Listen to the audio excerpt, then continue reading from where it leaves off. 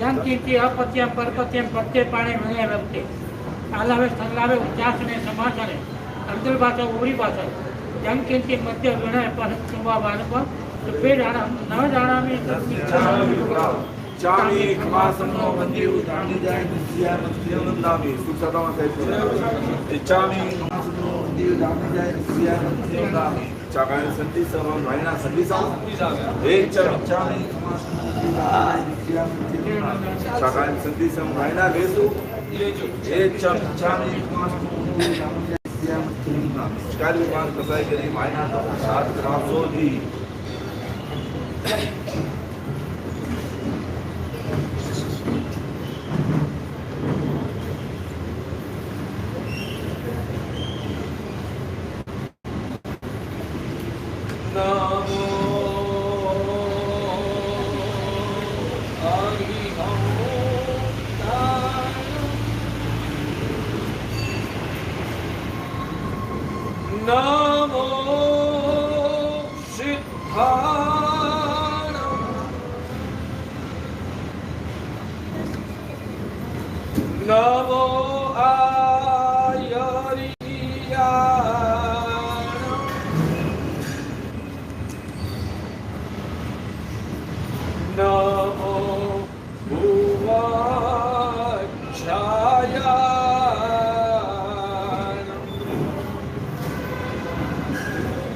नमो लोए सव्वसाहूनम एसो पंच नमकारो सप्पभाव पणशनो मंगलानं च सव्वे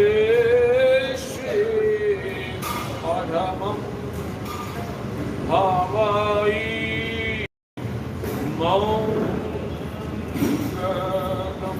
Jayai Jagajiva Joni Viyana O Jagaguru Jaganando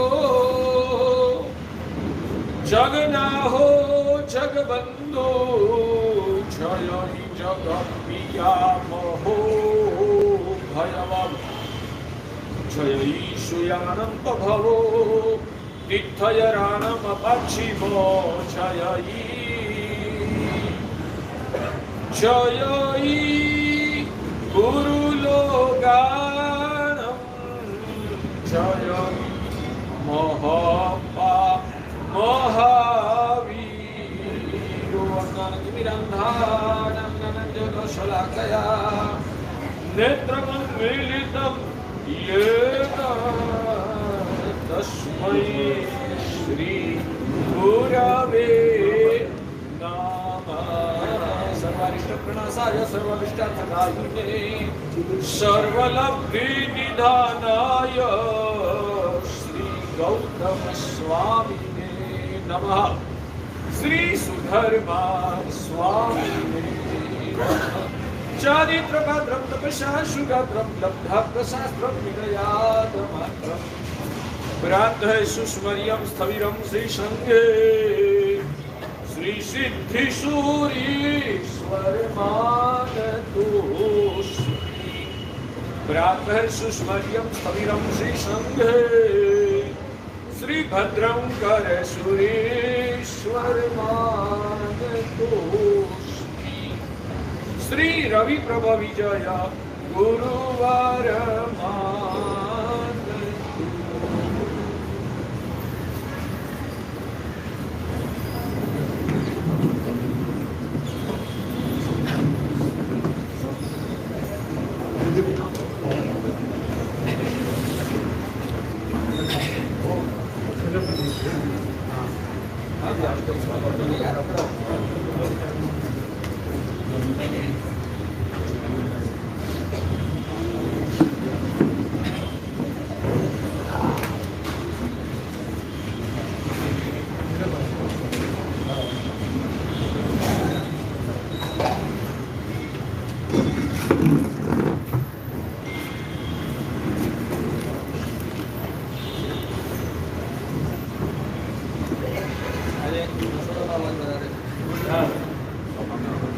રસોડાનો અવાજ.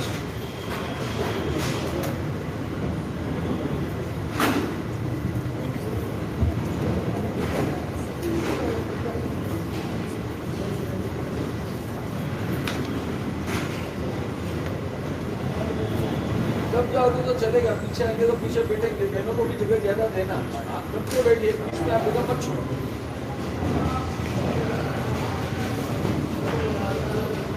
आप भी आगे आ जाइए. हाँ.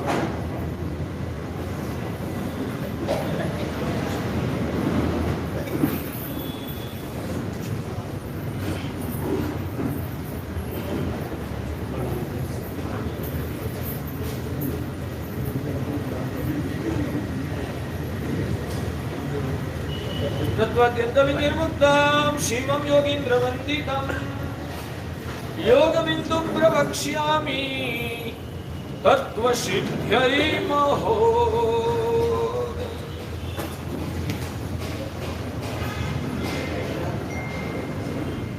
भाग्यशालीओ અને દુઃખકારી પરમ કરુણા સાગર तारक देवादिदेव तीर्थंकर भगवंतों ने जगत के जीव मात्र के कल्याण के लिए धर्म शासन की स्थापना की है. परमात्मा अरिहंत प्रभु ने केवल ज्ञान की प्राप्ति करके अपने प्रत्यक्ष ज्ञान से इस विश्व का स्वरूप को प्रत्यक्ष रूप में दिखा है. प्रभु ने दिखा कि इस जगत में जितने भी जीवात्माएं हैं, सभी जीवात्माएं दुख से छुटकारा पाकर सुख की ही प्राप्ति करने का अभिलाष रखते हैं. मगर सुख कहां छुपा हुआ है और वो सुख कैसे प्रकट हो सकता है, उस विषय में अज्ञानता की वजह से, प्रबल मिथ्यात्व की वजह से जीवात्मा ने ऐसा मान लिया है कि सुख पदार्थों के अंदर छुपा हुआ है. सुख पदार्थों में छुपा हुआ है, वो मान्यता गलत है, मिथ्यात्व स्वरूप है, वो आत्मा की भ्रमणा है. आपको तो सुनना ही है ना, कुछ पूछना तो है नहीं. मैंने तो बोल दिया कि संसार के भौतिक पदार्थों में सुख है, वैसा मानना वो भी भ्रमणा है. तो आपने सुन लिया. आप नहीं पूछोगे महाराज साहेब, हम खुद ऐसे भौतिक चीजों का भुगवटा करके उसमें मजा लेते हैं, हमको सुख महसूस होता है, तो भी वो भ्रमणा है, वैसा आप कैसे कह सकते हैं? हमारा खुद का अनुभव है. मगर आपको तो ऐसा कुछ पूछना ही नहीं है ना. आपको तो गुरु महाराज जो कितने आप श्रद्धालु है, गुरु महाराज जो बोले वो सही है. इतना समर्पण भाव जो आ गया होता ना, मेरे से पहले आपका मोक्ष हो जाता. भाग्यशाली वो. अब दोबारा जब आप प्रश्न करोगे तभी इस प्रश्न का जवाब दूंगा. अभी आगे चल रहा. भगवान कहते हैं कि धर्म जो करना है, ध्यान से सुनिए, धर्म जो करना है वो सुख के लिए साधन के रूप में माने गए जो भी भौतिक सामग्रियां हैं, वो जो भी भौतिक चीजें हैं, वैसी चीजों को पाने के लिए धर्म करना नहीं है. भौतिक चीजों को पाने के लिए हमें ये धर्म नहीं करना है. हमें पुण्य बढ़ाने के लिए भी इस धर्म का सेवन हमें नहीं करना है. धर्म पुण्य बढ़ाने के लिए भी नहीं है. आप लोग किस लिए धर्म करते हैं? आप लोग किस लिए धर्म करते हैं? ज्यादा से ज्यादा पुण्य प्राप्त हो, वही आपकी अभिलाषा है ना? या उससे भी ऊपर का कोई स्टेप आपकी समझ में है या नहीं? आप लोगों ने अंदर से वो ही माना है, धर्म करेंगे तो पुण्य बढ़ेगा, और पुण्य बढ़ेगा तो जन्मांतर में सही जगह पर जन्म प्राप्ति होगी, वहां सुख सामग्रियां प्राप्त होगी. आपकी भाषा में एक वाक्य में कहो तो सदगति मिलेगी. पुण्य होगा तो सदगति मिलेगी. आपकी मान्यता वो है. भाग्यशाली. हमें मिथ्यात्व के भावों को अंदर से जला देना है. हमें मिथ्यात्व के भावों को जलाकर सम्यक दर्शन की स्पर्शना करना है। भगवान कहते हैं कि जो आत्मा इस जगत में नामना की कामना से या भौतिक अपनी पीड़ाओं को दूर करके भौतिक सुखों की प्राप्ति करने के लिए जो व्यक्ति धर्म करता है, भगवान कहते हैं वो भी मिथ्या। जो आत्मा सदगति के लिए और पुण्य पाने के लिए ही धर्म को साधन के रूप में मानता है, भगवान कहते हैं कि वो भी आत्मा मिथ्या दृष्टि है, वो भी मिथ्या दृष्टि भाग्यशाली। तो सम्यक तो क्या है? भाग्यशाली तो सम्यक तो क्या है?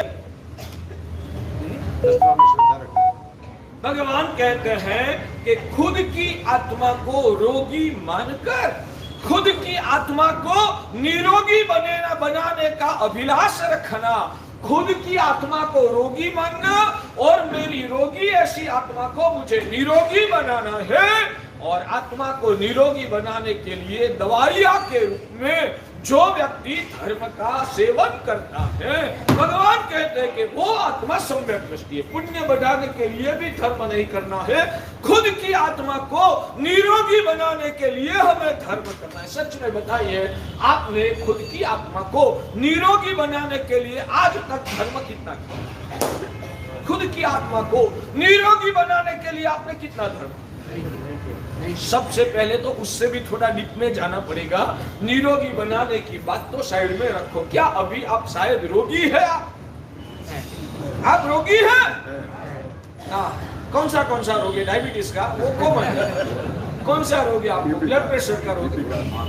किसका रोग? कौन सा रोग है आपको?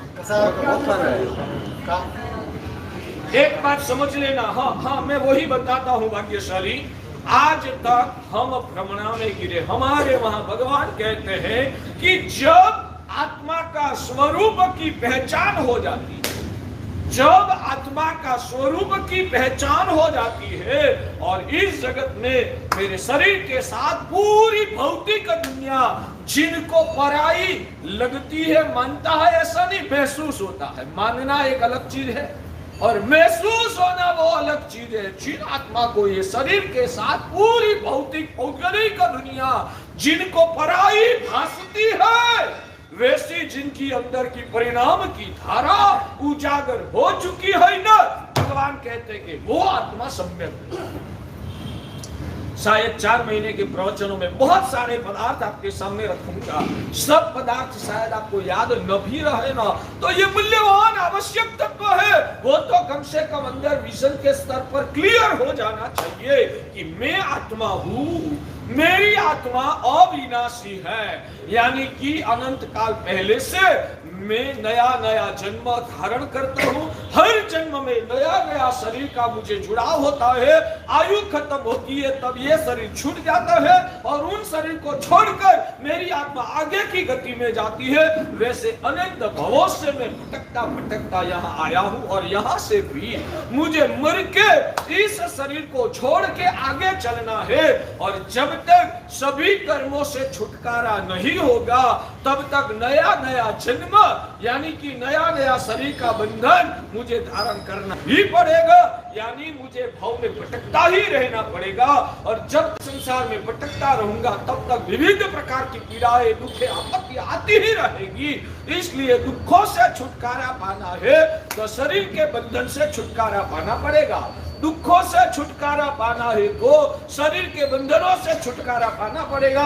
और शरीर का बंधन को भी छोड़ना है तो जन्म से ही मुक्त होना पड़ेगा। और जन्म से ही मुक्त होना है तो कर्म से मुक्त होना पड़ेगा। और कर्म से मुक्त होना है तो रागादि दशाओं से छुटकारा पाना पड़ेगा। ये पूरी चैनल आपको वापिस याद दिलाओ। दुख रहित होने के लिए अशरीरी बनना पड़ता है। आपको लिखना तो नहीं है, लिखना तो नहीं है ना यार, मेमोरी पावर पक्का। मैं जानबूझ के बीच में कभी कभी ऐसा इशारा करता हूं, मगर कितनी चोट लगती है ना पता है। दुख रहित बनना, ये पूरी चैनल भाग्यशाली सम्यक दर्शन को प्रकट करना है और मिथ्यात्व को जो बिगाड़ना है ना, ये पूरी चैनल दिमाग में बराबर ठीक रूप से आप बिठा दो। अदुखी होना है तो अशरीरी बनना पड़ेगा। अदुखी होना है तो अशरीरी बनना पड़ेगा। भगवान महावीर के शासन का अनुयायी होता है ना, वो इस लक्ष्य को अंदर में स्थापित करके अपना जीवन का प्लानिंग को बनाता है। अदुखी होना है। आप लोगों ने ये तो कभी सोचा ही नहीं है। पुण्य करो, भौतिक सामग्री मिलेगी, संसार में लीला लहर करना है, उससे ज्यादा आपके पास कोई विजन ही नहीं। अदुखी होना है तो अशरीरी बनने का संकल्प करो। मैंने बताया था ना, इस जगत में जितने भी भौतिक दुख है वो सब शरीर के साथ जुड़ा हुआ। याद है ना कि भूल गए? मच्छर काटता है तो किसको काटता है? शरीर वालों को या शरीर बिना वालों को? अच्छा, कैंसर आता है तो किसको आता है? शरीर वालों को या शरीर बिना वालों को? एक्सीडेंट होता है तो शरीर वालों को या शरीर बिना वालों को? गरीबी आती है तो शरीर वालों को या शरीर बिना वालों को? कर्ज हो जाता है शरीर वालों को या शरीर बिना वालों को? टेंशन होता है शरीर वालों को या शरीर बिना वालों को? कोई भी प्रकार का इस जगत में दुख है, वो दुख शरीर से जुड़ा हुआ है।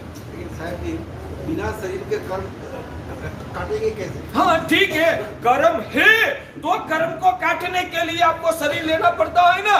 शरीर का पोषण जब बराबर करें हाँ तो करते ही है ना। आप अकेले थोड़े करते हो, मैं भी करता हूँ। आपको पता है मेरे साधु सुबह में आपके घर पे गोचरी भेजने के लिए आते और रोटी सब्जी दाल दूध वगैरह लेके आते, हम भी खाते हैं। हम आपका शरीर को जला देने की बात थोड़ी करते हैं। हम आपका शरीर को जला देने की बात नहीं करते। शरीर का ममत्व को तोड़ के हमें ऐसी साधना करना है कि कैसे हम कब अशरीरी बन जाएंगे। बिना कर्म खपे आप अशरीरी बनने वाले ही नहीं है।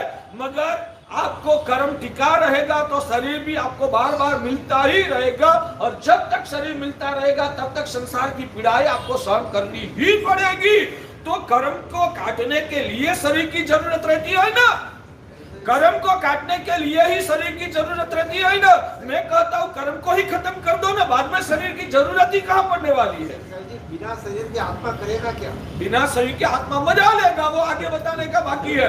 अभी से बता दूंगा ना, अभी से बता दूंगा तो आपको पता चल जाएगा कि मोक्ष का स्वरूप ये है। पता चल गया ना तो व्याख्यान में आने की जरूरत ही नहीं रहेगी। इसलिए अभी से नहीं बताना है, धीरे धीरे बताऊंगा। उसका भी बहुत सारा लॉजिक है, पूरा एक प्रवचन उसके आगे पीछे मुझे घुमाना पड़ेगा। इसलिए मैं अभी नहीं लेता हूं, क्योंकि एक बेस बनाना है। बेस बनाने के बाद धीरे धीरे आपको वो विजन पता चलेगा। तो मेरी बात ये है, मैं अब आपका जो प्रश्न है ना, उस प्रश्न का एक उदाहरण दे देता हूं। हमारे शास्त्रों में एक बात है, भाग्यशाली आपके शरीर में खुजली आती है कभी? खाज आती है। अच्छा, जब अंदर में खाज पैदा होती है तब आप खिनते हैं ना। खिनने में कैसा होता है? मजा आता है। खिनने में क्या होता है? और नहीं खिनेंगे तो क्या होगा? नहीं खिनेंगे तो क्या? खिनेंगे ऐसा ही शब्द प्रयोग होता है ना। शब्द प्रयोग मुझे ठीक नहीं आता, ऐसे ठीक प्रयोग कर रहा हूं ना। तो वो खा जाती है और खिनता है तो क्या होता है? पीड़ा होती है या मजा? रिलीफ मिलता है ना। और नहीं खिनेंगे तो बेचैनी हो जाएगी। अच्छा, तो खिनना वो मजा की प्राप्ति का आलम्बन है ना। खिनने से मजा मिलती है ना। खिनने से मजा मिलती है या नहीं मिलती है? एक बार जवाब ठीक जवाब दीजिए। नहीं मिलती है? गुरुमत जी को नहीं मिल लगती। रिलीफ होते हैं, वही बोला हूं। रिलीफ होना वो मजा है ना। रिलीफ होना वो मजा नहीं है। रिलीफ होना वो मजा नहीं है। तो मैं आपके लिए भगवान को प्रार्थना करूंगा, धर्मनाथ दादा को, कि हमारे गुरुमल जी को कभी भी आप रिलीफ नहीं होने देना। भाग्यशाली एक पेशेंट था। वो पेशेंट जंगल में घूम रहा था। पहला के जमाने की बात है कि जंगल में उस वक्त आज की जैसे वाहन की सुविधा ही नहीं थी। ज्यादातर एक गांव से दूसरे गांव जाना है तो पैदल ही जाने का व्यवस्था थी। हमारे को अद्भुत व्यवस्था थी। वो सुखदायी कल्याणकारी व्यवस्था थी। आरोग्य को तंदुरुस्त रखने वाली व्यवस्था थी। आज आप लोग जितनी भी सुविधा को सुखदायी मानते हो ना, आज आप ये लिखना है तो लिख दो, आज आप जितनी भी सुविधा को सुखदायी मानते हो ना, वो सब प्रकार की सुविधाएं आपका आरोग्य को बीमार करने वाली सुविधाएं हैं, आपको अंदर से खोखला बनाने वाली सुविधाएं हैं, आपको अंदर से वो कमजोर करने वाली सुविधाएं हैं। इसलिए जिस सुविधा को आप सुखदायी मानते हैं, वो ही सुविधा को हम आपको कमजोर बनाने वाली दुखदायी सुविधाएं मानते हैं। सिर्फ दिखने का तरीका आपका अलग है, दिखने का तरीका हमारा अलग है। यहाँ हमारे और आपके बीच में जो भी प्रॉब्लम खड़ा होता है ना, वो सिर्फ दिखने का तरीका का ही मामला। दिखने का तरीका को थोड़ा घुमा के दिखो ना, तो आपको हम जो बोल रहे हैं ना वो समझ में आएगा। आज तक संसारियों की लगभग ये अंदर की कमजोरी है, वो अपना तरीका को बदल नहीं सकते हैं। उनका दिखने का विजन, दिखने की दृष्टि, दिखने का तरीका अलग प्रकार का है। इसलिए आप मोह को वश होकर इसको सुखदायी मानते हैं, हम लंबा विजन से इसका परिणाम तक सोचते हैं। इसलिए जो चीज आप लोगों को अच्छी लगती है, वो चीज हम लोगों को बुरी लगती है। जब तक हम संसार में है, जैसे मान लीजिए सुविधा ये मोबाइल सभी, मैं कनाडा में से यहाँ आया हूँ, काम मेरा चालू है, ऑनलाइन सब कुछ चल रहा है, काम चल रहा है, तो वो मुझे मतलब मेरा काम हो रहा है, मेरा काम बंद नहीं हुआ। तो जब तक संसार छोड़ेंगे नहीं, तब तक ये कैसे वो कैसे बिलीव करें कि ये सुविधाएं नहीं है, क्योंकि आज के दिन में मेरा काम चल रहा है, हर चीज चल रही है। मेरा एक ही सवाल है, व्यक्ति बीमार पड़ा है तो दवाइयाँ उनको ठीक करेगी या नहीं करेगी?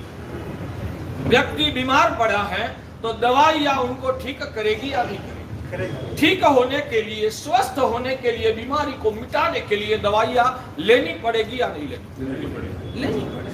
तो हम दवाइयाँ लेने की मना नहीं करते हैं, और वो पेशेंट जब तक दवाइयाँ लेता है वहां तक भी ठीक है। मगर दवाइयाँ लेने जैसा है, दवाइयाँ लेना वो गौरव की बात मानता है, तब उसको कैसा कहा माना जाएगा? दवाइयाँ लेना अलग बात है, मगर दवाइयाँ लेने जैसी है, दवाइयाँ लेने का गौरव करना चाहिए, लेने वालों का गौरव करना चाहिए। दवाइयाँ लेना वो अच्छी बात है, और हमेशा दवाइयाँ लेते रहो तो ही हम आपका सम्मान करेंगे। यानी कि दवाइयाँ लेना पड़े वो हमारी मजबूरी हो सकती है, मगर दवाइयाँ लेना उसको हम गौरव का तो दर्जा नहीं दे सकते हैं ना। जब भी दवाइयाँ लेते तब भी हमारा स्टेटमेंट तो वही होगा, कब बीमारी मिट जाएगी, कब दवाइयाँ की जरूरत ही न रहे और हम दवाइयाँ के बिना का स्वस्थ जीवन जिए, अभिलाष तो वही रहेगा ना। मैं वो बात कर रहा हूँ, आपको साधन सामग्रियों की आवश्यकता रहती है। मैंने एक भी दिन इन लोगों को, आज 15 दिन करीबन मेरा प्रवेश का हो गया, एक भी दिन मैंने नहीं कहा कि आप सब छोड़ दो। बोला चंद्र कुमार जी, एक भी दिन नहीं बोला है। फिर भी आदर्श क्या है वो तो बताना पड़ेगा ना। आप मजबूर है, आप भौतिक दुनिया के गुलाम है, आपको स्वस्थ रहने के लिए यहाँ बैठे बैठे कनाडा में काम करना पड़ता है। वही हमारे लिए, हमारी दृष्टि से आपकी शर्मजनक घटना है, वही आपकी दयनीय दशा है। आप इतने मजबूर है कि आपको यहाँ बैठे बैठे कनाडा की चिंता करनी पड़ती है। हम कितने स्वस्थ है, हम यहाँ बैठे तो चिकपेट की भी हम चिंता नहीं करते हैं। तो कम से कम आदर्श पहले क्लियर करो। ठीक है, संसार में बैठे, कर्म के बंधन में फंसे हैं, संसार की जिम्मेदारी सिर पे लगी हुई है, तो वो निभाने के लिए हमें संसार में भौतिक पदार्थों के साथ काम करना पड़ता है। तो वो कम से कम हमारी मजबूरी है। आदर्श तो वही है कि कोई भी प्रकार की चिंता करनी ही ना पड़े और ऐसे 24 घंटा स्वस्थ रह सके, वो ही आदर्श भगवान महावीर प्रभु ने बताया। ठीक है, वो दवाई खुजली वाली बात थी। तो एक पेशेंट जंगल में जा रहा था और उनका शरीर में कितने सालों से खुजली का प्रॉब्लम था। खुजली ही बोलते हैं ना, खुजली का प्रॉब्लम था। बार बार पूरा दिन वो खिलते रहना, और उसकी वजह से क्या चक्का में बोलते हैं, चक्का में भी हो गए थे, चाठा क्या बोलते हैं, छाले पड़ गए थे। ठीक है, और खिलते उनका पूरा नाखून भी घिस गए थे। अब कैसे खिला? तो वो रास्ते में जंगल में पड़े हुए घास के तड़खले को ढूंढ कर उससे अपनी खांच मिटा। उस वक्त एक वही उधर से पसारो। राधा वैद्य ने देखा ये इतना खुजली की पीड़ा से व्यथित है, मैं वैद्य हूं, मैं जानकार हूं, तो इनकी पीड़ा को मिटाना। सामने से बोला तू मेरे साथ गांव में चल, मैं तेरी ट्रीटमेंट करूंगा, और मुझे पता है तू गरीब है, 1 रुपया भी तेरा मैं नहीं लूंगा, मैं तेरी ट्रीटमेंट करके तेरी खुजली मिटा दूंगा। ऐसी ऑफर वैद्यराज जी ने कही। तब वो मूर्ख ने क्या पूछा पता है, मैं आपके गांव में आने के लिए तो तैयार हूं, मगर ये जो घास के तणकले हैं ना, वो आपके गांव में मुझे मिलेगा या नहीं मिलेगा? चंद्र कुमार जी, वो मूर्ख ने पूछा कि ये जो घास का तणकला है ना, क्यों, तुझे उसकी क्या जरूरत है? इससे खिलने में मुझे बहुत मजा आता है, तो ये मिलेगा और खुजली मिट जाएगी, तो बाद में खाज नहीं आएगी, खाज नहीं आएगी तो खिलने की मजा मेरी चली जाएगी। तो खुजली मिटाना चाहिए या नहीं मिटाना चाहिए? कौन आप लोग बोल रहे हैं? आप जाजम वाले, खुजली को मिटाना चाहिए या नहीं मिटाना चाहिए? मगर मिटाएंगे तो अभी खिलने की जो मजा आती है घास का तणकला से, वो मजा नहीं मिलेगी, तो क्या करना? जवाब अब मुंगे मत रहो, बोलते रहो। अब क्या दोनों साथ में नहीं होगी ना, दोनों तो साथ में होगी। मैं वही बोल रहा हूँ, इनकी दवाइयाँ लेके ये खुजली मिट जाएगी, तो खिलने की जो मजा आती है वो मजा नहीं मिलेगी, तो क्या करना चाहिए? समझदारी है तो क्या करना चाहिए? एक को छोड़ना चाहिए। मजा टेम्पररी है, उसके बाद झुकेगा। अच्छा, मजा टेम्पररी है, इसके बाद उतना समझ जाओ तो इस संसार से आपका बेड़ा पार हो जाएगा। अभी जो मजा मिल रही है ना, वो टेम्पररी है, उसके बाद हाँ खिलने के दौरान तो मजा आता है, बाद में है ना जलन होती है, पता है? खिलने के दौरान तो मजा आता है, मगर बाद में जलन होती है। अभी संसार के पदार्थ जो आपके जितने हैं ना, हम आपको जो भी करोड़ों अबजों रुपया की संपत्ति मिली है, आपके घर में जो भी सुविधाएं, फर्नीचर है, सामग्रियां है ना, वो सब हमारे साधु आपके घर पे बैठने के लिए आते हैं, पता है? हमारे साधु आपके वहां बैठने के लिए, सभी के वहां तो नहीं आते हो, आते हैं सभी के वहां, सभी के वहां बैठने के लिए आते हैं मेरे साधु। यहाँ जो जितने लोग बैठे उनको पूछ रहा हूँ, आज तक 15 दिन हो गए, 15 दिन हो गया है हमको यहाँ आने का। आप सभी के घरे मेरे साधु का पगलिया हो गया या नहीं हुआ है? हाँ, क्यों नहीं हुआ? हाँ, क्यों नहीं आया? हाँ बोलो ना बड़े आवाज से। हाँ, क्यों नहीं आए? बुलाने नहीं आए। महाराज को जब मर्जी होगी तब आएंगे। श्रावक तो कैसा होता है पता है? एक दिन भी साधु का पगलिया नहीं हुआ ना तो बेचैनी होगी, आज मेरा दिन वांझिया गया, आज गुरु का पगलिया नहीं हुआ है तो गुजरी में कैसे खाना खा पाऊंगा? गुरु को दान देने के बिना हमारे वहाँ हमारी संस्कृति का वाक्य प्रयोग था, अतिथि देवो भव, यानी कि हमेशा तेरे घर में अतिथि का आगमन होना चाहिए। अतिथि यानी साधु संत, उनका पगलिया घर में होना चाहिए। आपको नैसार का पता है? नैसार भगवान महावीर का 27 भाव में से सबसे पहला भाव, सबसे पहले भाव में उसने जिनशासन को नहीं पाया था, फिर भी उसमें संस्कार था कि संतों को दान देने के बिना खाना खाना अच्छा नहीं।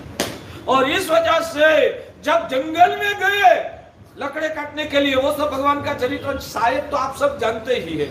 भगवान महावीर की आत्मा ने अभी तक जैन धर्म नहीं पाया है, सिर्फ मानवीय संस्कार उसमें आत्मसात हुआ है। तो जंगल की हालत में भी वो सोच रहे हैं कि आज 12 बज गए हैं तो कोई अतिथि का क्या दान देने का सौभाग्य आज प्राप्त नहीं होगा, और सोच रहा है कि मिलेगा नहीं मिलेगा वो तो भाग्य की बात है, मगर मैं कोशिश तो करूं। और कोशिश के रूप में जंगल में वो ढूंढ रहे हैं, पेड़ के ऊपर चढ़ गया, दूर दूर से कोई अतिथि का दर्शन हो जाए तो आमंत्रण देख के मैं भोजन करूंगा। भगवान कैसे बने? भगवान कैसे बने? उसके बीज रूप में ऐसे ऐसे गुण वैभव उसमें अंदर में प्रकट हुए थे, इस वजह से भगवान बने। उतना तो करो, आपने तो जैन कुल पाया है और जंगल में आपको ढूंढना नहीं है। आपको तो पता है कि जयनगर के उपाश्रय में ही साधु साधु। याद रखना, हम भूखे नहीं रहते, हम भूखे नहीं रहते, इसलिए नहीं बोल रहा हूं कि हमको खाने का नहीं मिलता है। हमारे जो थोड़े लोग तो ऐसे कि भक्ति भाव से आमंत्रण आपके लेके जाते हैं। भोजनशाला भी इतनी बड़ी रखी है, आसपास में भी इतने घर है, हमारा भगवान महावीर की कृपा है और श्री संघ की इतनी अद्भुत व्यवस्था है कि एक दिन भी हमको भूखा रहने का प्रश्न नहीं है। हमको खाना नहीं मिलता है, इसलिए मैं नहीं बोल रहा हूँ, वो ध्यान में रखना। हाँ, ऐसा मत समझना कि महाराज को कोई गोचरी वगैरह नहीं होंगे इसलिए आज महाराज साहब ने पाठ के पर बैठ के ऐसा बोलना पड़ता है, ऐसा मत समझना।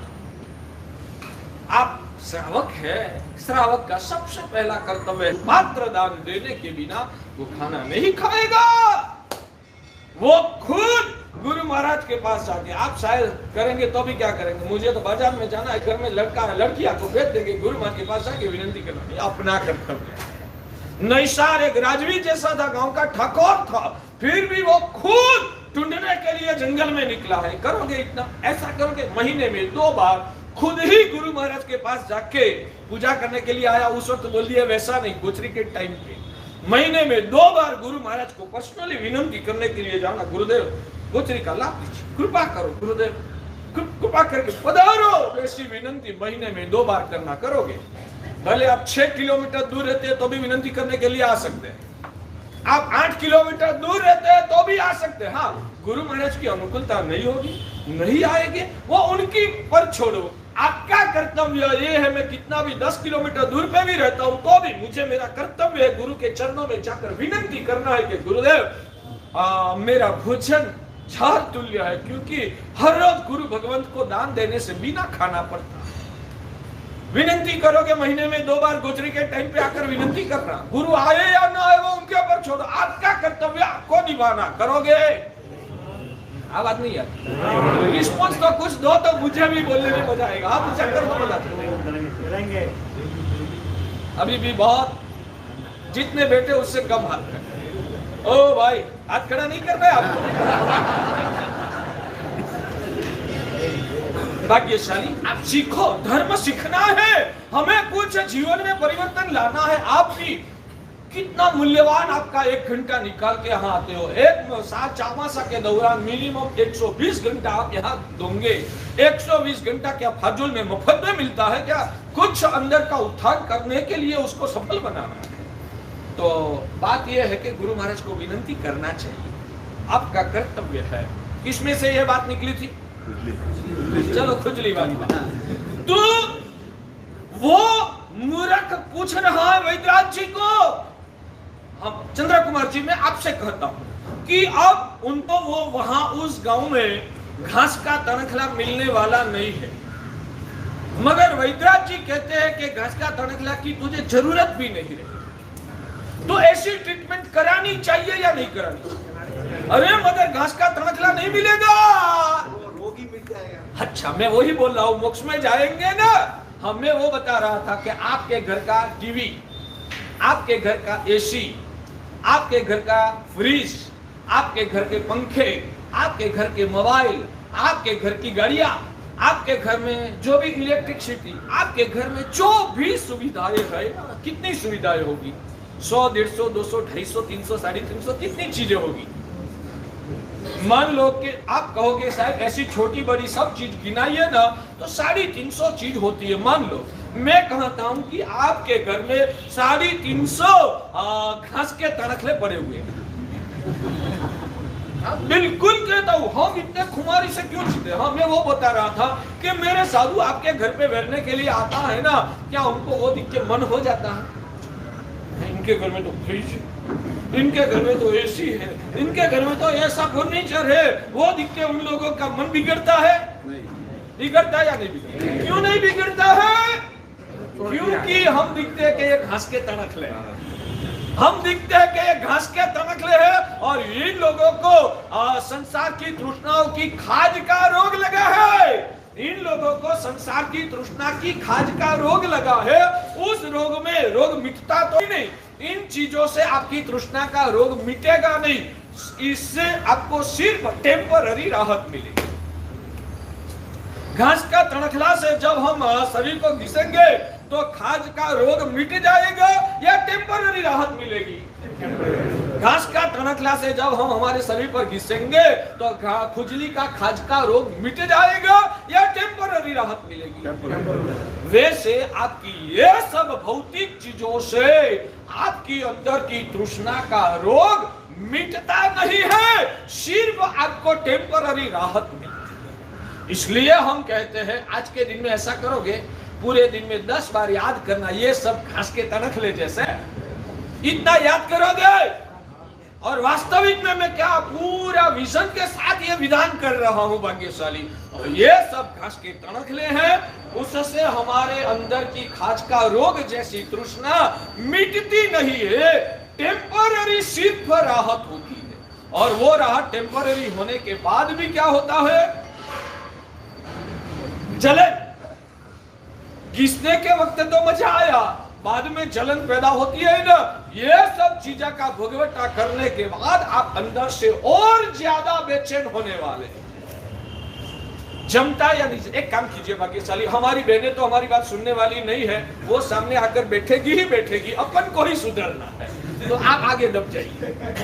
उनकी शिकायत है साहब कि जगह नहीं तो जाए कहाँ है? आप करो, कुछ करो व्यवस्था। आप अध्यक्ष साहब है, मैं नहीं हूँ। यहाँ बहुत सारी जगह है पुण्यशाली, यहाँ भी एक जाजम वगैरह बिठा दीजिए, यहाँ भी लोग बहने वगैरह बैठ सकते हैं। कल से वो ध्यान रखना। आप भाइयों दब जाइए, आगे की जगह भर दीजिए। आपके सामने बैठे हैं, कभी तो आपके सामने। मेरे सामने बनना है तो आपको भी पुरुष हो जाना होगा। चलो दब जाइए, 1 मिनट में भाग्यशाली।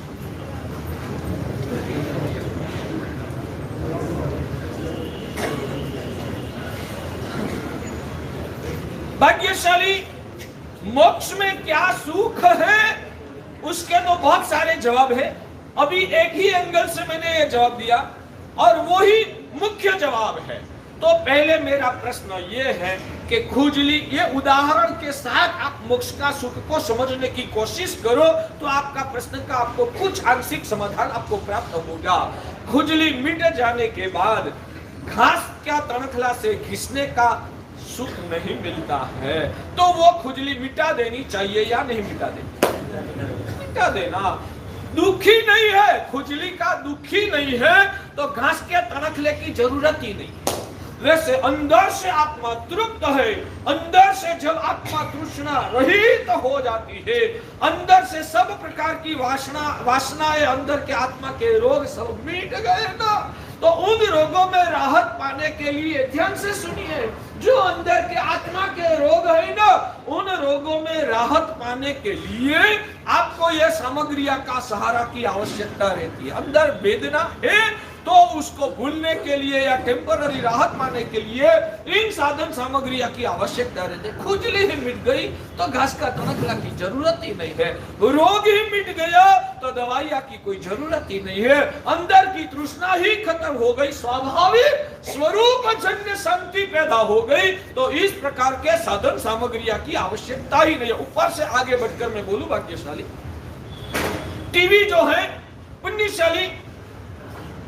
पुण्यशाली एक लॉजिक दे रहा हूं, आपका टीवी जो है इसको आप सुख का साधन मानते हैं या दुख का साधन मानते हैं? दोनों से। आप जो मानते हैं, नहीं वास्तव में आप घर में दुख का साधन इसलिए रखा है, आपने घर में क्यों रखा? टीवी को आप सुख का साधन मानते हैं या दुख का साधन?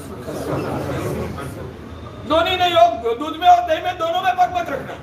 वो तो आपका बचाव करने के लिए मुझे भ्रमणा में गिराने की कोशिश करते हैं। वास्तव में आपने सुनते हैं टीवी में, आपने टीवी को सुख का साधन माना या दुख का साधन?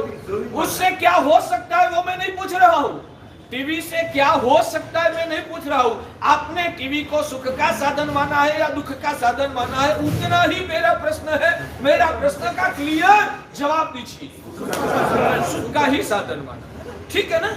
आपने टीवी को सुख का साधन माना है, टीवी के ऊपर जो भी दृश्य आते हैं उसकी मजा लेने में आपको आनंद आता है, ठीक है? अब चंद्र कुमार जी को कोई व्यक्ति ने 50 लाख रुपए की कैश पेमेंट के रूप में दे दी, 50 लाख रुपए दिए हैं, और आज संडे का दिन है, कोई नौकर कर्मचारी वगैरह नहीं आए हैं, नोटें गिननी पड़ेगी ना, वो नोटें गिनने में मजा आएगा या मजा नहीं आएगा? नोटे, हाँ चंद्र कुमार जी, आप घबराना मत, मैं सभी की ओर से आपका नाम ले रहा हूँ, आपके पर इतना प्रेम है इसलिए आपका नाम देता हूँ। तो नोटे गिनने में मजा आएगा या नहीं आएगा? जवाब तो दो यार। अच्छा, उस दौरान आपका 5 साल का बच्चा आपके पास बैठा है और टीवी चल रहा है, आप तो नोटे गिनने में मस्त है। उस टाइम आपका बच्चा और टीवी पर आपको जो मन पसंद आता है ना, वैसे ही सीरियल चल रही है। टीवी के पर आपको जो मन को खुशी होती है ना, वैसी चैनल टीवी पर चल रही है और उसमें कोई ऐसा दृश्य है तो आपका 5 साल का पोता ने आपको हिला के दादा देखो कितना अद्भुत दृश्य है। उस वक्त वो टीवी का चैनल, उसके दृश्य आपको कैसा लगेगा? वो कैसा लगेगा ऐसा पूछ रहा हूँ। अरे आपको मनपसंद है, हर रोज आपको सीरियल दिखते हैं, क्या होगा? नोट का मजा आएगा। तो मैं वो कह रहा हूँ, नोट का मजा आएगा वो साइड में रखो। ये टीवी का दृश्य आपकी सुख की मजा को डिस्टर्ब करने वाला आपको महसूस होता है, मगर जिसमें मजा आता था वो आज आपकी मजा को डिस्टर्ब करने वाला लगता है। हाँ, क्यों? उससे भी ज्यादा मजा जिसमें आती है ना, तो उससे भी ज्यादा मजा जब दूसरे के ऊपर से मिलती है, तो मिलती है या बोला जाता है मिलता है, ऐसा बोला जाता है। मजा मिलती है ऐसा बोलना चाहिए या मजा मिलता है ऐसा मिलता है। ऐसी मेरी गड़बड़ हो जाएगी, आप उसको माफ कर देना। तो उसमें जो नोटे में जो मजा आता है ना, उसमें वो सीरियल वाली मजा डिस्टर्ब करने वाली लगती है। ठीक है ना? हमारे भगवान को आत्मा का अंदर, सिद्ध भगवान को अंदर का आत्म स्वरूप का जो मजा आता है ना, उसके सामने सभी प्रकार के भौतिक साधन सामग्रियां उनको खुद की मजा को डिस्टर्ब करने वाला, अवरोध पैदा करने वाला बाधक लगता है। समझ में आता है? तो बोलो, ये चीजें मोक्ष में मिलनी चाहिए या नहीं मिलनी चाहिए? मिलेगी तो आत्मा की अंदर की जो परंपार मजा है ना, वो डिस्टर्ब होगी इन चीजों की वजह से। ये चीज मिले वो आप चाहते हैं, या ऐसा आनंद अंदर से उजागर होने के बाद अंदर की मजा को डिस्टर्ब करने वाली ये सब चीजें नहीं मिलनी चाहिए, वैसा हम पसंद करेंगे? आपका प्रश्न का जवाब क्या लग रहा? नहीं मिलनी चाहिए। सच में कहता हूं भाग्यशाली, ये मेरी मन गढ़ंत कल्पना नहीं है, सब शास्त्र में पढ़ा है और आंशिक रूप से उसका हम रसास्वाद आज भी महसूस करते हैं। और इसलिए मैं कहता हूं कि आत्मा का अंदर का सुख आज हमारा डिस्टर्ब हुआ है, इसलिए हमें टेम्पररी, और ये बात बराबर ध्यान में रखना, आपकी जितनी भी भौतिक सामग्रियां है ना, वो सब प्रकार की सामग्रियां एक हद तक टेम्पररी समय के लिए ही आपकी पीड़ा को भुलवा कर आपको मजा महसूस कराता है। ये कायमी इलाज नहीं है। इससे श्रेष्ठ क्वालिटी वाला परम सुख जो है वो ऐसी साधन सामग्रियां से प्राप्त नहीं होता। पूछना है पूछिए, आगे चलो। पूछना है या आगे चलो? बाकी ठीक है, आज कुछ प्रश्न पैदा नहीं होता है, घर में जाकर इसको याद कीजिए, उसकी स्वाध्याय कीजिए, फिर प्रश्न पैदा हुआ तो आज नहीं तो कल भी आप मुझे पूछ सकते हैं। अपनी बात वो थी कि भगवान अरिहंत प्रभु ने जो धर्म बताया है वो भौतिक सामग्रियां को पाने के लिए भी नहीं है। ये धर्म जो है वो पुण्य बढ़ाकर सदगति पाने के लिए भी भगवान का धर्म नहीं है। हाँ, भगवान के धर्म से ये सब चीज मिल जाएगी, मगर वो चीज पाने के लिए भगवान का धर्म का उपयोग हमें नहीं करना है। मैं कभी एक उदाहरण देता हूं आपको। मान लो कि 25 लाख रुपए का पेमेंट किसी के पास लेना है, 25 लाख रुपया का पेमेंट आपको किसी के पास लेना है। अब उस व्यक्ति को आप फोन करते हैं तो आधा टेढ़ा जवाब देते हैं, और 2, 4, 5, 10 बार फोन हो गया तो आपका नंबर दिख के वो फोन उठाता ही नहीं, बहानाबाजी कर। तो आप क्या करोगे? मैंने तो व्यापार कभी नहीं किया। तीसरी कक्षा तक पढ़ाई करके 8 साल की उम्र में मैंने मेरे घर को छोड़ दिया, और 10 साल की उम्र में मेरे उपकारी गुरुदेव ने कुछ कृपा करके मुझे चारित्र का दान दे दिया 10 साल की उम्र। इसलिए मैंने तो कभी व्यापार नहीं किया, इसलिए मुझे ज्यादा अनुभव तो नहीं है, मगर आप जैसे अनुभवी लोगों के पास ये सीखा हूं। भाग्यशाली, आप क्या करोगे? 25 लाख का पेमेंट लेना है और वो फोन उठाता नहीं, फोन पे सही जवाब नहीं देता है, तो आप क्या कब पहले से बोल के जाओगे ना? नहीं, पहले से बोल के मैं आने वाला हूँ ऐसा बोल, आपका नहीं उठाते तो मुझे मैं आपको जानता हूँ, पास में वाला का मोबाइल लेके आप फोन करने वाले तुरंत करेंगे, नहीं उठाएगा वो भी। तो आप क्या करोगे? उनको पहले से बोलकर जाओगे, अचानक ही उसके घर पे चले जाओगे?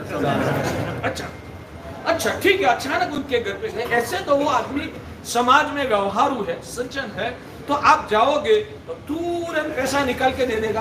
पहले क्या करेगा? तो आपके घर कोई पेमेंट लेने के लिए आएंगे और वो 2-5 हजार का पेमेंट की बात नहीं है, 25-50 लाख रुपए का पेमेंट की बात है, और सामने वाला भी बड़ा व्यापारी है, वो आपके घर पे आया, तो आप पहला क्या करोगे? चाय पानी आप पहले चाय पानी दोगे ना? यानी कि जब हम किसी के वहां 50 लाख रुपए का पेमेंट लेने के लिए जाते हैं ना, तब हमको 2 चीज प्राप्त, एक तो 50 लाख रुपए भी शायद मिलते हैं और साथ साथ में चाय पानी भी मिलता है। 50 लाख भी मिलता है और साथ साथ मुफ्त में चाय पानी भी मिलता है।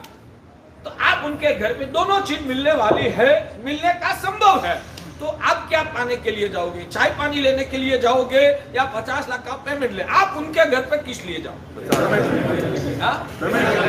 अरे भाई, मगर वो तो बाद में मिलने वाला है, पहले तो चाय पानी मिलने वाला है, तो क्या पाने के लिए जाओगे? बोलो, हम 50 लाख का पेमेंट लेने के लिए जाएंगे, साथ साथ चाय पानी मिल जाएगा, वो अलग बात है, मगर चाय पानी लेने के लिए उनके घर पे जाना वो समझदारी नहीं है, वो मूर्खता है, ठीक है? और मान लो कि आपका लक्ष्य चाय पानी का ही था, तो उनके वहां गए, चाय पानी मिल गया, अब आप क्या करोगे? जल्दी पकड़ोगे ना? नहीं, चाय पानी के लिए गए हैं तो चाय पानी लेके गए हैं ना, लेने के लिए गए हैं ना, तो चाय पानी मिल गया ना, तो आप खुश होके चले जाओगे। पहले ही चाय पानी ऑफर कर दिया ना, तो हम समझ जाते हैं पेमेंट नहीं मिलेगा। तो अब चाय पानी नहीं लोगे ना? मुफ्त में मिल रहा है, नहीं लोगे ना? मैं वही बता रहा हूँ, चाय पानी लोगे या नहीं लोगे? चाय पानी लोगे या नहीं लोगे? दोनों प्रकार के। मुझे चाय पानी नहीं चाहिए, पहले 50 लाख की बात। ऐसे भी होते हैं, या तो चाय पानी पिएगा ना तो भी संतोष नहीं मानेगा, चाय पानी पीने के बाद भी मुझे 50 लाख का पेमेंट तो चाहिए ही चाहिए। और तीसरा व्यक्ति जो व्यापारी, वो सामने वाला ऐसा था, चाय पानी की ऑफर नहीं किया मगर 50 लाख तुरंत काट के दे दिया, तो आप खुश होंगे या नहीं होंगे? नहीं होंगे। मैं वो कह रहा हूँ, भाग्यशाली, धर्म के प्रभाव से इस जगत में जितने भी भौतिक सुख सामग्रियां प्राप्त होता है ना, वो सब चाय पानी जैसा है। धर्म के प्रभाव से जीवन में मिलने वाली जितनी भी भौतिक सामग्रियां है, वो चाय उस तुल्य ज्ञानी भगवंतों की नजर में चाय पानी तुल्य जैसा है। और अध्यात्म आत्म स्वरूप मोक्ष पद की अवस्था जो है ना, वो 50 लाख का पेमेंट जैसा है। तो हमें धर्म करना है तो चाय पानी जैसे भौतिक सुखों के लिए धर्म करना है, या आत्मा का आनंद मोक्ष सुख जो है वो पाने के लिए हमें धर्म करना है। आपका विषय, आप भगवान की पूजा आधा घंटा करते हो या 1.5 घंटा करते हो या 2.5 घंटा करते हो, वो चर्चा अभी नहीं करते। भले एक नवकार मंत्र की माला गिनो, 10-10 माला परिवार में शुरू हो गई है ना? कितने लोगों के घर पे शुरू हुई? बहनों में किसी के घर पे नहीं हुई, भाइयों के वहां हुई। 2-2 माला सभी की चलती है। 2 माला वाले, मैं आपको हाथ जोड़ के सिर झुका के आपकी अनुमोदना करता हूँ। जिन्होंने हाथ खड़ा किया, 2 नवकार मंत्र की माला आप गिनते हैं ना, वास्तव में तो मुझे खुशी मिलती है, मैं आनंद महसूस करता हूँ। कितने भाग्यशाली है कि नवकार मंत्र के पर उनको इतना प्रेम है। या तो गुरु को खुश करने के लिए भी इन लोगों ने अपनी की मोह माया को आधा घंटा के लिए भी भूलकर नवकार महामंत्र की सा करते हैं। वास्तव में मैं अंतर से बोल रहा हूँ, मुझे बहुत आनंद है। जो गिनते हैं उसके पर मेरा आशीर्वाद के लिए आपको वासक से डलवाने की कोई जरूरत नहीं, मेरा अंतर यहाँ से आपके पर बनता है। तो भाग्यशाली, मोक्ष में क्या सुख है उसकी अलग अलग तरीके से आगे आगे समय पे चर्चा करेंगे, मगर मोक्ष का सुख मिल जाने के बाद इस जगत की कोई भी चीज वस्तु या की आवश्यकता ही नहीं है। तो हमें ये परिवर्तन आप लाओ, आपकी दृष्टि में, आपका विजन में आप इतना परिवर्तन लाओ कि आज तक अज्ञानता से मैंने जो भी कर लिया उस बात को भूलो, साइड पे रखो। अब से संसार के इस भव के भौतिक सुखों को पाने के लिए मुझे धर्म का यूज नहीं करना, और जन्मांतर में भी सदगति और सदगति में भी भौतिक सुखों मुझे मिलता रहे, इसके लिए जो पुण्य की आवश्यकता है, अब से मैं पुण्य के लिए भी धर्म नहीं करूंगा, मैं धर्म करूंगा मेरी आत्मा का अंदर का रोग को मिटाकर मेरी आत्मा को निरोगी बनाने के लिए ही मैं धर्म करूंगा। किसी के वहां जाऊंगा, चाय पानी मिल जाएगा, मगर चाय पानी के लिए उनके वहां जाना, उसमें हमारा गौरव नहीं है। वैसे ही धर्म करते करते धर्म के प्रभाव से इस भाव में और भवांतर में आपको सुख समृद्धि मिल जाएगा। धर्म करोगे ना, इस भाव में भी सुख मिलेगा, पुण्य से जन्मांतर में सदगति में भी आपको सुख मिल जाएगा। धर्म के प्रभाव से मिलने वाला ही है, मगर वो पाने के लिए धर्म करना, उसमें हमारा गौरव, हमारी समझदारी नहीं है। समझ में आता है धर्म क्या है? हाँ, वो धीरे धीरे वो कार्तिक पूनम के दिन उसका पक्का स्वरूप आपको बताया जाएगा, तब तक तो प्रस्तावना ही करते रहना। तो भाग्यशाली धर्म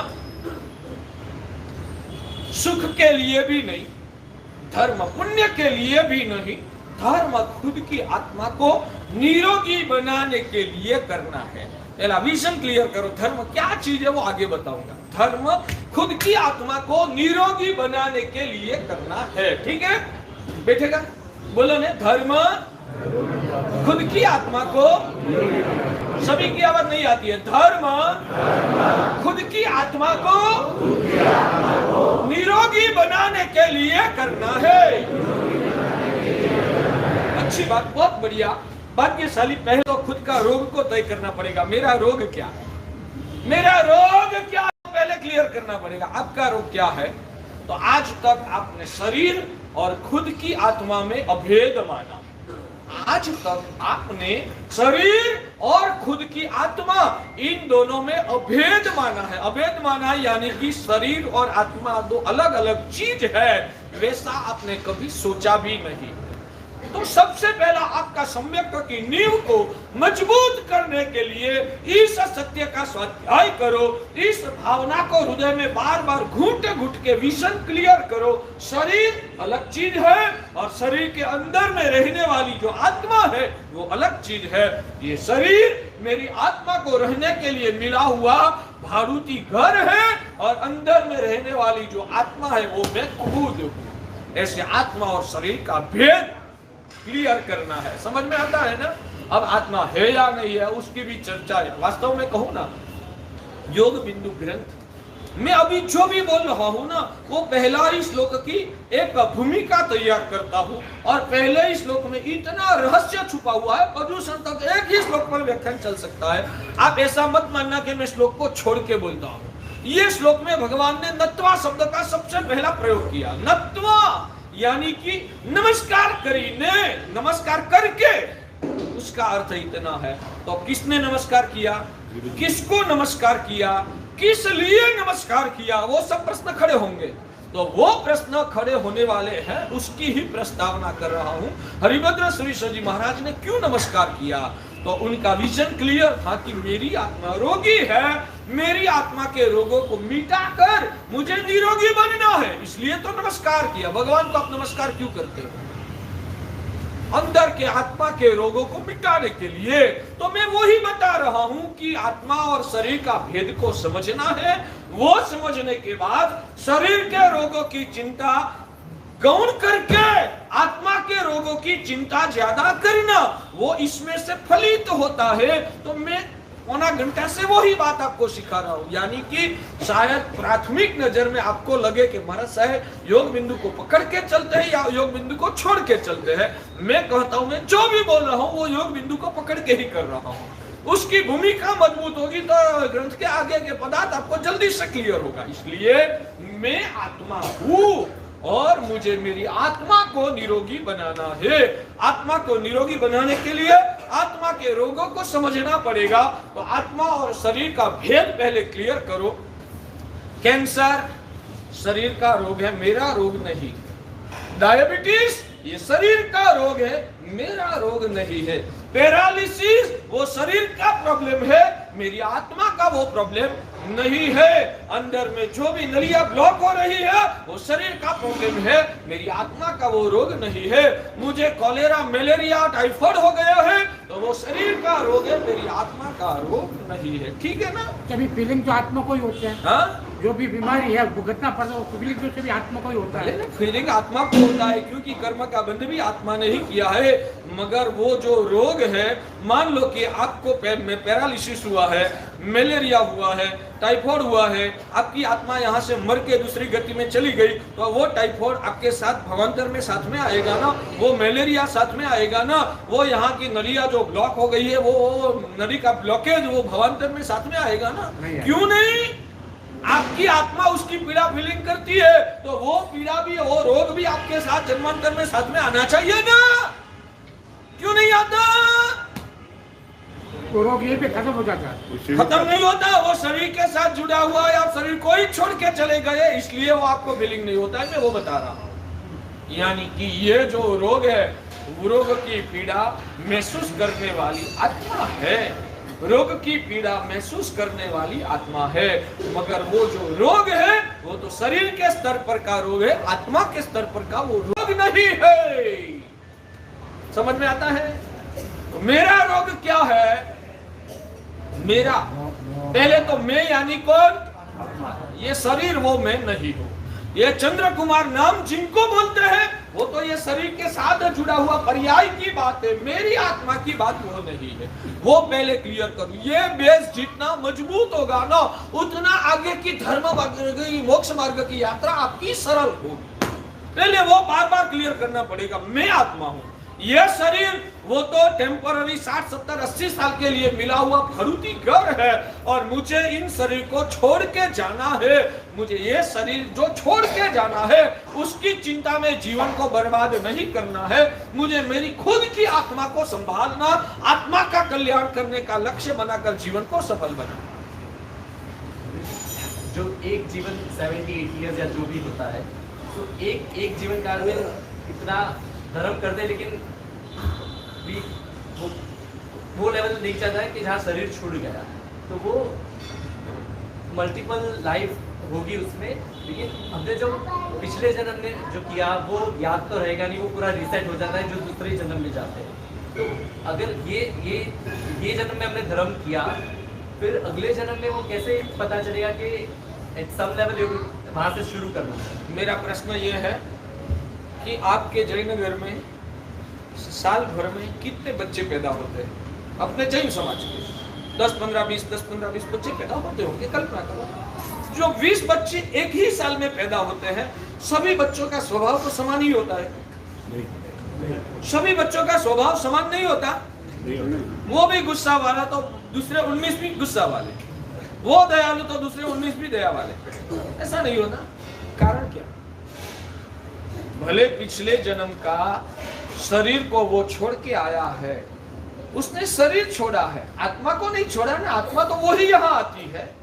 मैं आपसे पूछूं, आप जब इंडिया में थे तब इंडिया में आपने जो भी पैसा कमाया या जो भी पैसे का घुमाया, आप कनाडा चले गए तो यहाँ जो पैसा का कर्ज किया है वो आपको वहां चुकाना पड़ेगा, या तो यहाँ जो कमाया है वो वहां आपको काम आएगा? कैसे आएगा? वो तो इंडिया में कमाया था, अभी तो आप कनाडा में है, तो यहाँ कमाया हुआ आपको उधर क्यों कैसे काम लगता है? आपने आपका यहाँ का घर तो छोड़ दिया, यहाँ का घर तो छोड़ दिया नहीं, बेच भी दिया है, तो आपको वो कमाई उधर कैसे काम आती है? सांस में लेके बोलो नहीं, वो बोलो। मैंने घर छोड़ दिया, मैं तो वही हूँ ना। मैंने घर छोड़ दिया, मैं तो वही हूँ ना। यहाँ जो कमाया मैं उधर गया तो यहाँ की कमाई उधर साथ में आई। तो पिछले भाव में आपने जो धर्म का संस्कार जागर किया, पाया, शायद आपने भाव बदल दिया, आपकी आत्मा तो वही है ना। तो वहां जो संस्कार कमाया है वो संस्कार दूसरे भाव में आपके साथ आता है। पिछले भाव में जिन्होंने बहुत दया का संस्कार अंदर में घूटा है, तो वो मर के यहाँ आएगा ना, यहाँ भी स्वाभाविक रूप से उसमें दया का परिणाम पैदा हो। पिछले जन्म में वो बहुत गुस्सा करता था, वो बहुत तो छोड़ दिया, वो आत्मा यहाँ आई ना, यहाँ भी निमित्त मिलने पर बार बार उनको गुस्सा आएगा, क्योंकि गुस्सा का संस्कार तो खुद ने पाया ना, शरीर बने छोड़ दिया, वो संस्कार तो यहाँ साथ में आता है ना। तो इस भाव में हमने जो भी धर्म किया, शायद शरीर भी छूट जाएगा, धर्म भी छूट जाएगा, मगर धर्म के माध्यम से अंदर में आत्मसात किया हुआ जो संस्कार है वो तो आपकी आत्मा जहाँ जाती है वहां साथ में आती है। ठीक है, समझ में आता है? किसी को पूछना है तो पूछिए। अभी किसी ने बोला कि गुस्सा हर भाव में क्या कटेगा कैसे? क्या कैसे? हमारे जैसे साधु का प्रवचन कानों से सुन के नहीं कटेगा, जो सुना है वो अंदर उतार के आपकी आत्मा को भावित करोगे तो वो संस्कार कट जाएगा। इसलिए कहता हूं, सुन के अटकना नहीं है, सुनने के बाद याद कर करके आपकी आत्मा को भावित करना है। पिछले भाव का संस्कार की क्या बात करते, इस भाव का भी संस्कार आप तोड़ सकते हैं। सदगुरु नहीं मिले थे तब तक संसार के विषयों पर आसक्ति किया, मगर जब आत्मज्ञान प्राप्त हुआ, ये सब सुन के पता चला कि एक जिंदगी वो पूरी जिंदगी नहीं है, ये तो एक छोटा सा जीवन का आत्मा का पार्ट है। मेरी आत्मा को तो आगे तो भाव तक भटकना है, आगे की तैयारी करने के लिए यहाँ की मोह माया को छोड़ना पड़ेगा। समझ क्लियर हो जाएगा ना, तो आपकी ये तृष्णाएं आपको आप कटेगी, वैसे आपका क्रोध अहंकार कसाई भी आपको आप ही कटेगा। मगर इसलिए यहाँ जो सुन रहे, सबसे पहले तो उसका महत्व समझो। आप लोगों की हालत वो है, सुनने में मजा आता है। महाराज साहब का प्रवचन किस लिए सुनते हो? मजा आता है इसलिए सुनते हो, या मेरे जीवन में जो कमियां है वो मिटाने के लिए महाराज साहब जो भी विजन दे रहे हैं ना, वो विजन मेरे जीवन में जरूरी और उपयोगी है, इसलिए आप सुनते हैं। बहुत सारे लोग होते हैं, कितने लोग ऐसे होते हैं कि महाराज की बोलने की स्टाइल मजा आता है, इसलिए स्टाइल के लिए थोड़ा आना है। ये मेरा भगवान का प्रवचन आपका मनोरंजन के लिए थोड़ा एक बात समझ में रखना। बहुत सारे लोग आपके यहाँ जो बैठे ना, आपकी बात करता हूँ, आप जो मेरे सामने बैठे हैं ना, बहुत सारे लोगों की मानसिकता ये है, महाराज साहब का प्रवचन 4 दिन सुनना है, मजा आएगा तो कंटिन्यू करूंगा और मजा नहीं आया तो छोड़ दूंगा। सच में बताइए, आप लोगों की मानसिकता वो है या नहीं?